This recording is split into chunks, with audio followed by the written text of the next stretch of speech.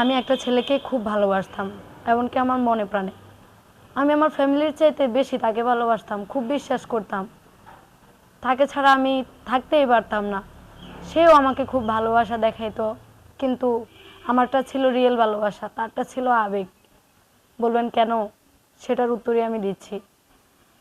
ভালোবাসা এমন একটা জিনিস, ভালোবাসলে মন দিয়ে বাসতে হয়, না বাসলে না বাসারই দরকার। তো আমার মতো যেসব আপুরা আছো, আমার কথাগুলো শুনে যাবা যে একটা ছেলে কিভাবে এত বড় প্রতারক হইতে পারে, টাকার জন্য নিজের ভালোবাসাকে বিক্রি করে দিতে পারে। ঠিক আছে, আমিও তার প্রাণপ্রিয় ছিলাম, সেও আমার প্রাণপ্রিয় ছিল, কিন্তু সে টাকার জন্য আমাকে বিক্রি করে দিছে।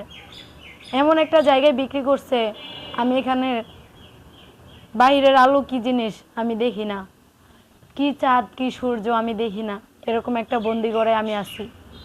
তো আমি ভাবলাম যে অনলাইনে কিছু কথা বলে দেখি, যদি আমার কোনো ভাই বা বোন পারে আমার একটু হেল্প করতে, বা আমার কথাগুলো শুনে যদি কোনো বোন সতর্ক হইতে পারে, সেটা হচ্ছে আমার মানে জীবনের সবচাইতে একটা গুরুত্বপূর্ণ বিষয়। আমি যেহেতু প্রতারণার শিকার হয়েছি, একটা ছেলেকে বিশ্বাস করে, আমার বয়ফ্রেন্ডকে বিশ্বাস করে, আমি চাই আমার মতো যেন অন্য অন্য আপুরাও একটা ছেলেকে বিশ্বাস করে নিজের জীবন বিধা না দেয়।